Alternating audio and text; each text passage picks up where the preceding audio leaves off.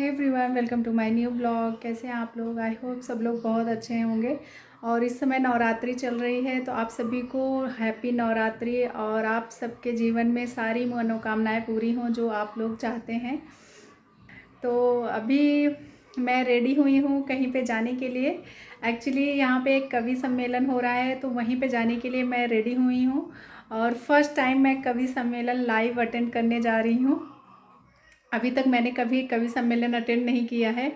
कभी कभी हम लोग मोबाइल में सुनते हैं तो बड़ा अच्छा लगता है, तो सोचा कि आज लाइव देखने को मिलेगा, सुनने को मिलेगा, तो ये मौका मैं नहीं जाने देना चाहती। तो बस अभी रेडी हूँ और अद्विक अंशी घर में ही रहेंगे। आप लोगों में से कितने लोगों ने ये कवि सम्मेलन लाइव अटेंड किया है, कमेंट करके ज़रूर बताइएगा मुझे कैसा लगता है, आप लोगों का एक्सपीरियंस कैसा रहा है। फर्स्ट टाइम मैं एक्सपीरियंस करने जा रही हूँ कि कैसा लगता है। तो चलिए अभी चलते हैं, देर नहीं करते हैं। 4 बजे से शुरू होने वाला है, बस 10 मिनट बाकी है, मुझे वहाँ पे 5 मिनट में पहुँचना है। तो चलिए फटाफट चलते हैं, कि नहीं तो पता लगे सारी चेयर बुक हो गई हैं, मुझे मिली ही नहीं, तो पीछे बैठना पड़ेगा। तो इससे पहले कि सारी चेयर रिज़र्व हो जाएँ तो चलते हैं। तो अंशी देख रही हैं टीवी। अंशी मैं जा रही हूँ, अद्विक का ध्यान रखना, ठीक है? अद्विक सो के उठेगा तो उसको दूध दे देना, और मैं देखती हूँ कितना टाइम लगता है वहाँ पे, ठीक है? तो गाइस चलिए निकलते हैं फटाफट। हे गाइस, तो अभी मैं पहुंच गई हूं जहां पर होने वाला है कवि सम्मेलन। गाड़ी मैंने पार्क कर दी है और चलते हैं अंदर और देखते हैं। हे गाइस, तो मैं आ गई हूं अंदर और अभी बहुत सारे लोग नहीं आए हैं। देखो पीछे सारी चेयरें खाली हैं, तो धीरे धीरे भर जाएगा ये। तो बहुत सारे स्टूडेंट भी आए हैं और ऑफिस के लोग हैं। तो ये देखो सामने स्टेज, ये अखिल भारतीय कवि सम्मेलन। तो ये जिनकी जिनकी पिक्चर लगी है ये यहाँ पर आने वाले हैं, और देखते हैं कैसा मनोरंजन रहता है हमारा। तो अभी हम लोग भी वेट कर रहे हैं, अभी आए नहीं हैं। देखते 4 बजे से शुरू होने था प्रोग्राम, लेकिन अभी शुरू नहीं हुआ है और सीट भी खाली है। मैं सही टाइम पे आ गई, नहीं तो ऑलमोस्ट सीटें भर जाती हैं, तो मिलती नहीं है जगह बैठने के लिए। तो अभी मैं आ गई हूँ और अपनी मनपसंद सीट ले ली है मैंने।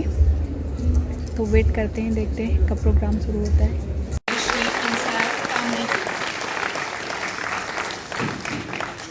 अब मैं मंच पर आमंत्रित करती हूँ हमारे आज के दूसरे कवि, जो कि हास्य एवं व्यंग्य विधा में निपुण हैं, श्री तेज नारायण शर्मा जी। जोरदार करते हुए से स्वागत कीजिए श्री तेज नारायण शर्मा जी का, जो कि पधारे हैं ग्वालियर मध्य प्रदेश से। आइए इसी कड़ी को आगे बढ़ाते हुए अब हम सब मिलकर स्वागत करते हैं हमारे अपने ही शहर भोपाल की धरती से पधारी सुश्री डॉक्टर अनु सपन जी का। अनु सपन जी श्रृंगार रस में गीत एवं कविता लिखने में काफ़ी माहिर हैं। हमारे अगले कवि डॉक्टर रविकांत पांडे जी, जो कि एक वैज्ञानिक भी हैं और वर्तमान में साहित्य सेवा के क्षेत्र से जुड़े हुए हैं। अगले हमारे कवि हैं श्री मनवीर मधुर जी, जो कि ओज रस, वीर रस एवं राष्ट्रीय चेतना से ओत-प्रोत गीत एवं कविता लिखते हैं। श्री मनवीर मधुर जी एक युवा कवि हैं जो पधारे हैं मथुरा उत्तर प्रदेश से। आइए जोरदार तालियों से स्वागत करते हैं श्री मुरली कबीर जी का, जो कि कानपुर उत्तर प्रदेश से हमारे बीच उपस्थित हुए हैं। एक बार हमारे बीच उपस्थित सभी कवि एवं कवियत्री महोदया का जोरदार तालियों से स्वागत होगा।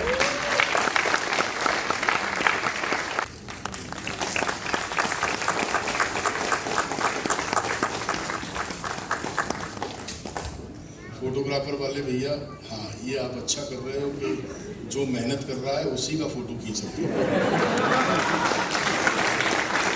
वरना हिंदुस्तान में होता ही है, मेहनत कोई करता है, फोटो किसी की दिखाई जाती है। कई बार मुझे भी ऐसी ऐसी जगहों पर बुला लिया जाता है कि जहाँ मेरे फजीते हो जाते हैं, लेकिन मैं चालाक आदमी हूँ, निकल जाता हूँ। मुझे एक संस्कृत के सेमिनार में बुला लिया गया। मैंने कहा भाई यहाँ मैं हिंदी का कवि हूँ, मेरा क्या काम? बोले यहाँ सारे विद्वान संस्कृत के आए हैं, आपको उनकी संस्कृत का हिंदी अनुवाद करके सुनाना है। मैंने कहा ये सामने जो लोग बैठे हैं इन्हें संस्कृत आती है क्या? बोले इन्हें नहीं आती। मैंने कहा फिर तो अपन कर देंगे अनुवाद। संस्कृत का विद्वान बोला तमसो माँ ज्योतिर्गमय। मैंने कहा ये विद्वान कह रहे हैं कि माँ तुम सो जाओ, मैं ज्योति के घर जा रही हूँ।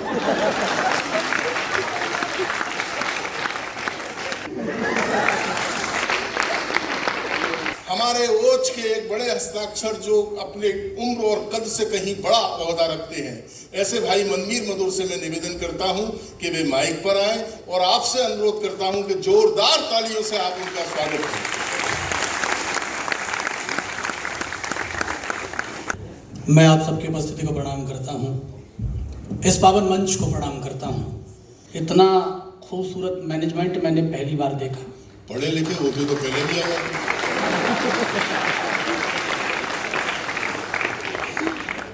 अब ये देख रहे हैं, इस देश में व्यवस्था पीछे वाले ही खराब करते हैं। मैं कृष्ण की भूमि से हूं, उनका वंशज हूं।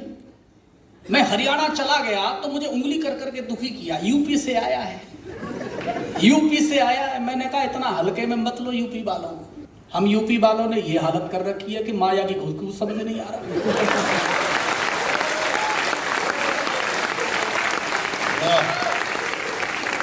तो हल्के में लेना नहीं चाहिए। मैंने तो उनसे कहा, मैंने देखो ये राम रहीम रामपाल हरियाणा ही पैदा करता है, हमारे यहाँ यूपी में तो उम्मीद ही नहीं है। हम किसी बाबा को एक मुट्ठी अनाज नहीं देते, वो ढेर नहीं लगा सकता। डेरा क्या खाक बनाएगा? और जितने लोग खामोश बैठे हैं, इस बार तालियां उठाना। मैंने कहा हम हरियाणा वाले जैसे थोड़े ही है कि पहले ऐसे बाबा पैदा करो फिर उन्हें पकड़ के जेल में डालो। हम डायरेक्ट ऐसा बाबा तैयार करते हैं जिसे मुख्यमंत्री बनाया जा सके। बढ़िया बात है। तो देखो, आनंद लो। पहली 4 पंक्तियां सुनिए। जो भी होते हैं महान वे सीख जहां से लेते हैं। जो भी होते हैं महान वे सीख जहां से लेते हैं। करके मृद व्यवहार सभी के बनते सदा चहेते हैं। करके मृद व्यवहार सभी के बनते सदा चहेते हैं। और 2 पंक्तियां मेरी और आपकी परीक्षा है। जितनी जोरदार तालियां उठा देंगे उतना श्रेष्ठ पढ़ूंगा आपके सामने। जो भी होते हैं महान वे सीख जहां से लेते हैं। करके मृद व्यवहार सभी के बनते सदा चहेते हैं। रावण सा अहंकार तो बने विभीषण भाई ही। और अगली पंक्ति पर तालियां उठा देना आकाश पर कि रावण सा अहंकार तो बने विभीषण भाई ही। राम बनो तो भरत स्वयं ही सत्ता ठुकरा देते हैं।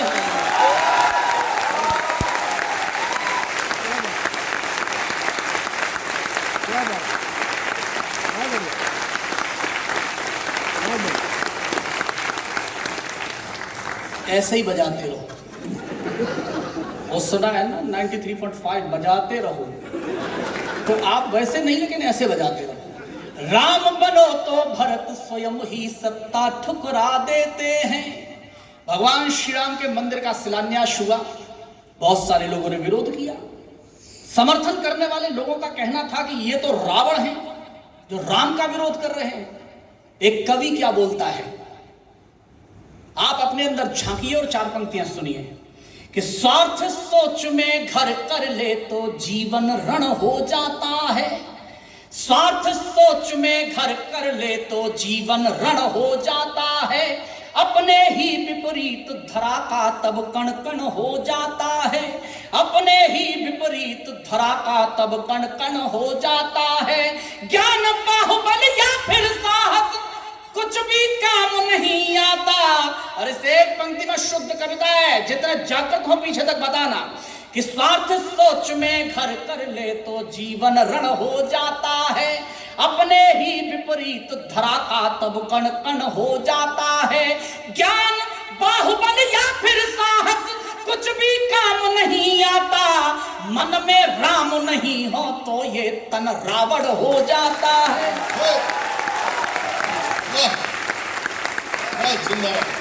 मन में राम नहीं हो तो ये तन रावण हो जाता है। एक कृपा उनकी होती तो हृदय पुष्प खिल जाता है। पिछले दिनों 3-4 प्रदेशों में खिला। इतना विद्वान प्रधानमंत्री पहली बार मिला है दोस्त, मैं सही बता रहा हूं। वो एक तरफ जाकर बोलते हैं न खाऊंगा न खाने दूंगा, दूसरी तरफ जाकर बोलते हैं शौचालय बनवाओ। पूरा विपक्ष तनाव में है कि जब तुम कुछ खाने ही नहीं दोगे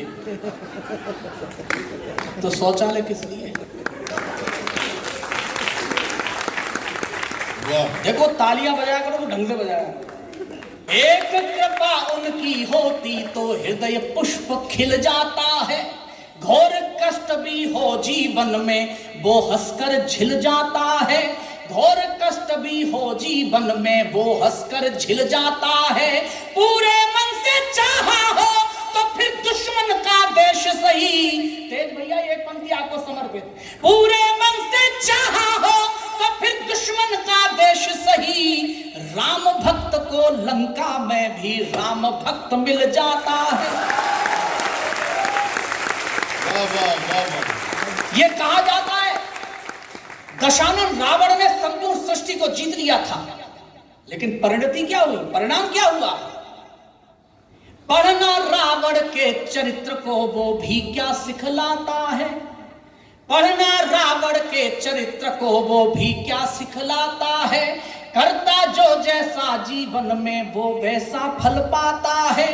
करता जो जैसा जीवन में वो जब वो वैसा फल पाता है। शक्ति ज्ञान का हो घमंड तो रहता कुछ भी शेष नहीं। और इसे एक पंक्ति पर परिणति बताता हूं, तालियां उठाना। शक्ति ज्ञान का हो घमंड तो रहता कुछ भी शेष नहीं। सृष्टि जीतने वाला अपने घर में मारा जाता है। सृष्टि जीतने वाला घर में मारा जाता है। मैं केवल इतना सा कहना चाहता हूं, अंग्रेजी आपको कार दिला सकती है, लेकिन अगर संस्कार चाहिए तो आपको हिंदी की शरण में आना ही पड़ेगा। और अगली टिप्पणी पर सबकी तालियां उठें।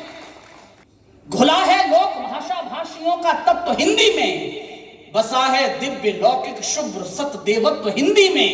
किसी भी देश की भाषा में वो मिल ही नहीं सकता।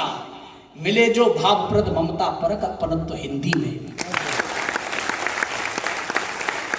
इस हॉल में जितने लोग बैठे हैं, अपने पूर्वजों को याद करना, और इसलिए याद करना क्योंकि उन्हीं के संघर्ष का प्रताप है कि आप आजादी का अमृत महोत्सव मना पा रहे हैं।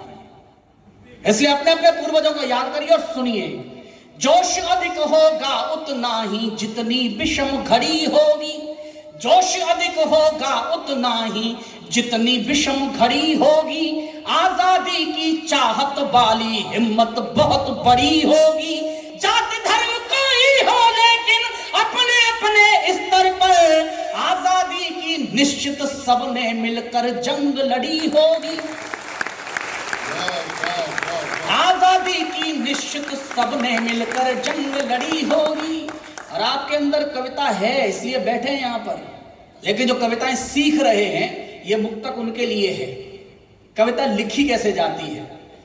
बर्बादी से जंग लड़ी है तब आबाद हुए हैं हम।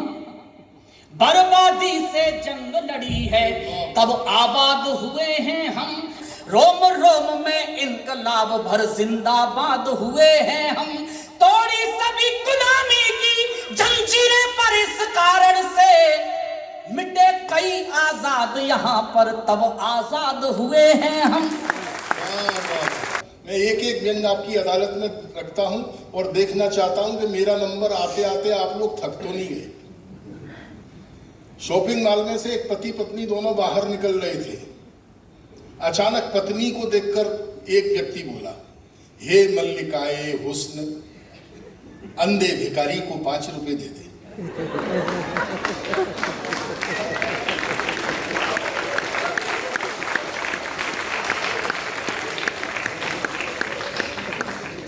हे मल्लिकाए हुस्न, अंधे भिखारी को 5 रुपए दे दे।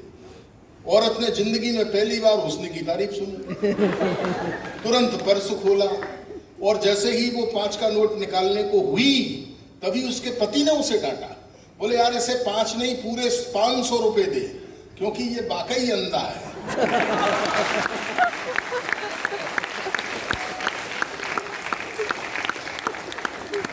समझ गए ना आप लोग? सब समझ जाओ तो मुझे भी समझा दिया करो कि समझ गए।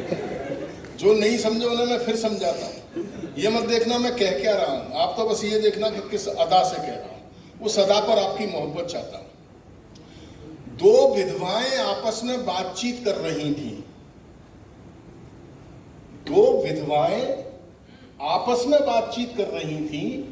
एक विधवा ने दूसरी विधवा से कहा, मुझे तो इन सुहागिनों को देखकर तरस आता है।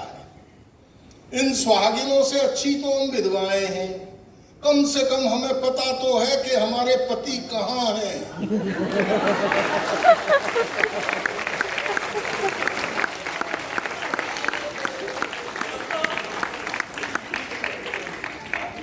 सब समझ रहे हो? सबकी एक एक की समझ में आ रहा है? पीछे तक आ रहा है समझ में? अच्छा, नहीं समझ में आया हो तो मैं आपको फिर समझाता हूँ।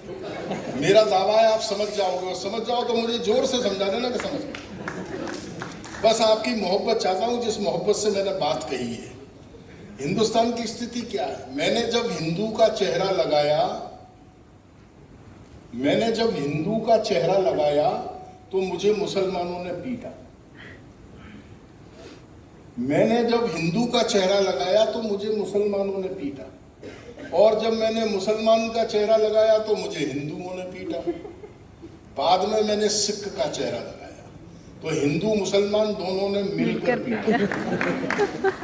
आखिरी में मैंने एक खूबसूरत औरत का चेहरा लगाया, फिर तीनों ने एक दूसरे को पीटा।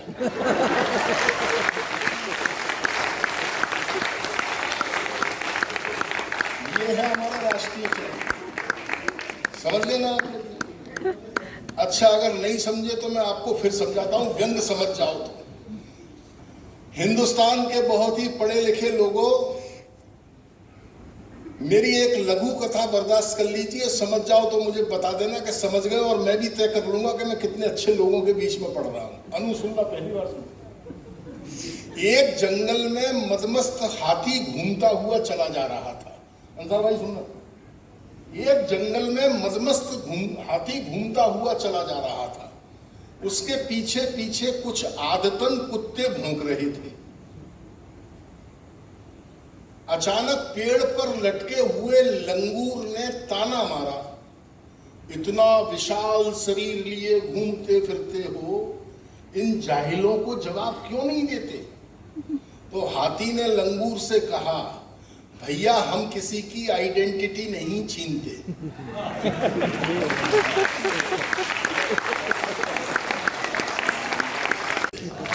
एक बार दोनों हाथ ऊपर उठाकर जोरदार तालीम से स्वागत कीजिए डॉक्टर अनु सपन।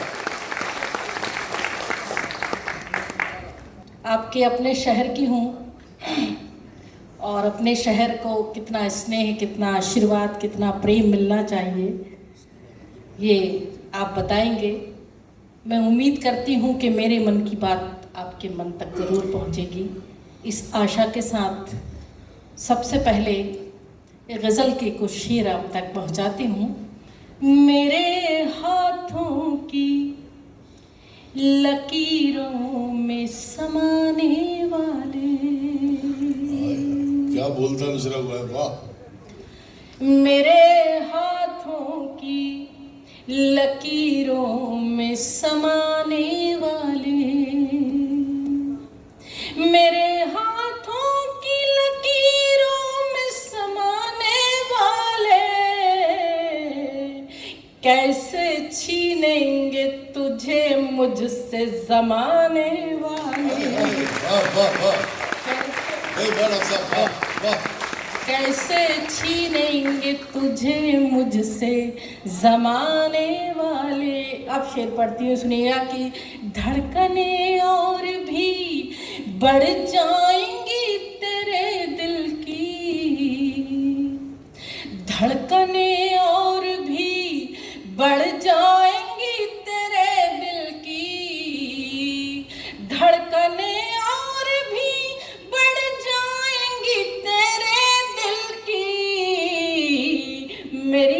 तस्वीर को सीने से लगाने वाले। तालियां थोड़ी कमजोर है लगता है, या मोहब्बत करने वाले हैं या नहीं? अगर हैं तो जरा बताइए। और ये शेर एक और पढ़ती सुनिए कि मेरी बदनामी का सामान किया करते हैं। शायरी को जो पसंद करते हैं उन तक मेरी बात पहुंचेगी, सुनिएगा। मेरी बदनामी का सामान किया करते हैं, मेरी बदनामी का सामान किया करते हैं, रेत पर लिख के मेरा नाम मिटाने वाले,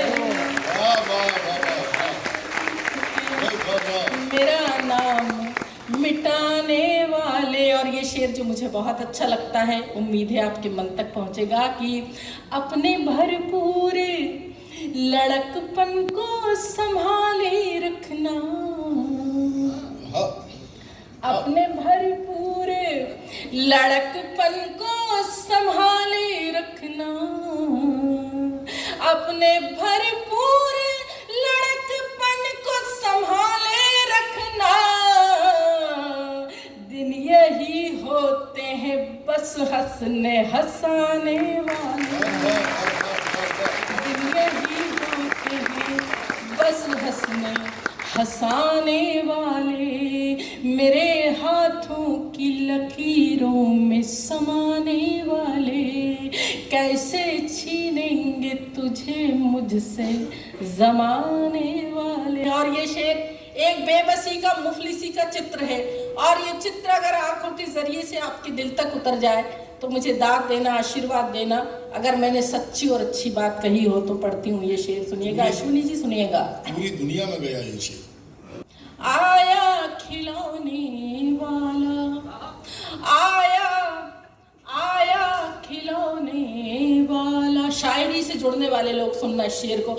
आया खिलौने वाला, मजबूर बाप रोया, आया खिलौने वाला, आया खिलौने वाला, मजबूर बाप रोया, उंगली छुड़ा रहे थे, उंगली छुड़ा रहे थे बच्चे मचल मचल के।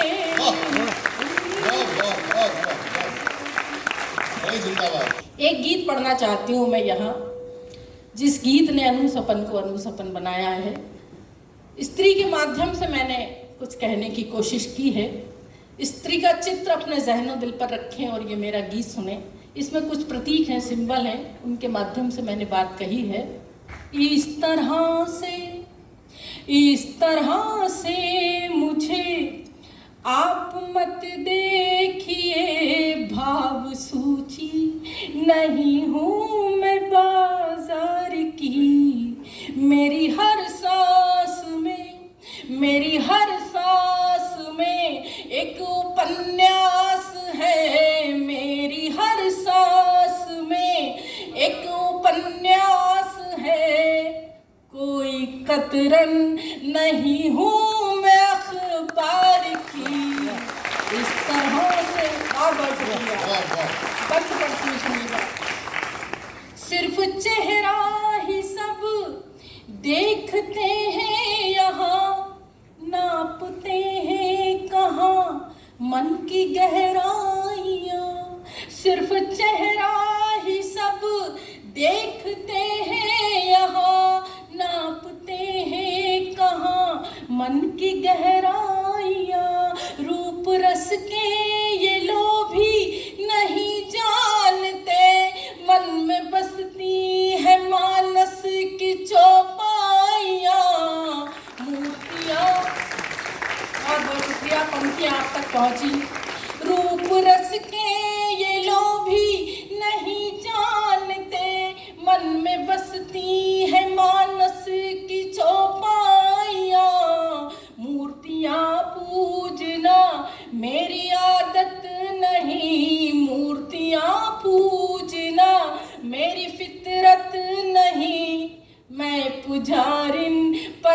सीने के किरदार वाह की। वाह वाह वाह वाह, भाई वाह अनु, क्या कहिए, वाह। मैं कुहासे में लिपटी हुई भोर हूँ, कोई सूरज मिले मैं भी खिल जाऊंगी। मैं कुहासे में लिपटी हुई भोर हूँ, कोई सूरज मिले मैं भी खिल जाऊंगी। हूँ नदी भावना की उमड़ती हुई, एक दिन अपने सागर से मिल जाऊंगी।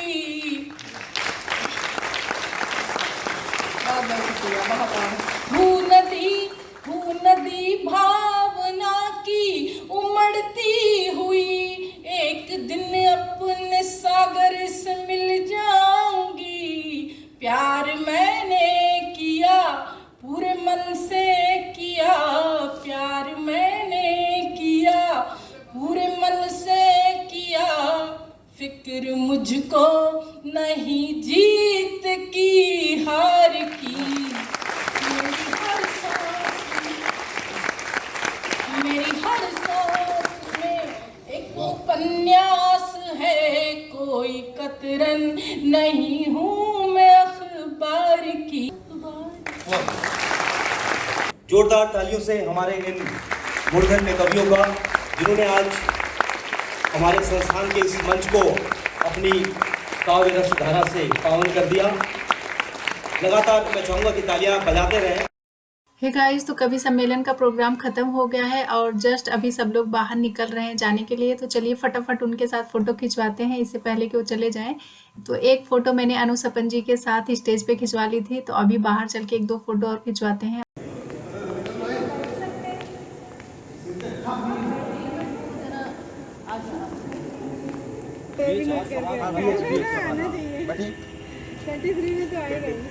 अब तो स्कूटी से है ना, चलो तुमको आगे रखो ना। अद्विक, मम्मा आ गई। कहाँ गई थी मैं? हाँ, आप ढूंढ रहे थे मुझे क्या? हाँ, मम्मा गई थी कवि सम्मेलन में। क्या क्या किया तुमने? एवरीवन, तो मैं अभी आ गई हूँ घर और कवि सम्मेलन हो गया है ख़त्म। तो बहुत अच्छा लगा सुन के। 3-4 घंटे, लगभग 4 घंटे प्रोग्राम पूरा चला है और बहुत अच्छा लगा सभी को सुन के। पूरा टाइम हमने दिया और लास्ट में जब प्रोग्राम ख़त्म हुआ तब हम आए और मैंने फ़ोटो भी खिंचवाई अनु सपन जी के साथ, बहुत फेमस कवित्री हैं। और तेज नारायण शर्मा जी के साथ भी फ़ोटो मैंने खिंचवाई। रिकॉर्डिंग नहीं कर पाई उन लोग के साथ अपना, लेकिन इतनी एक्साइटेड थी मैं। जैसे ही प्रोग्राम ख़त्म हुआ मैं स्टेज पे पहुंच गई फ़ोटो खिंचवाने के लिए। तो ये देखो, उन्होंने मुझे दिया है बुके। उनको जो बुके मिला था उन्होंने मुझे दे दिया कि बोला कि ये आप रखो मेरी तरफ से। तो बहुत अच्छा लगा मुझे। तो थोड़ा सा लंबा वीडियो बन गया है, लेकिन सुन के बहुत अच्छा लगा। आप लोग को कैसा लगा कमेंट करके ज़रूर बताइएगा। तो चलिए आज का ब्लॉग यहीं पर एंड करते हैं। आई होप आज का ब्लॉग आप लोगों को पसंद आएगा। अगर ब्लॉग पसंद आए तो वीडियो को लाइक और शेयर कर दीजिएगा, और अगर आप मेरे चैनल पर नए हैं तो चैनल को सब्सक्राइब कर लीजिएगा।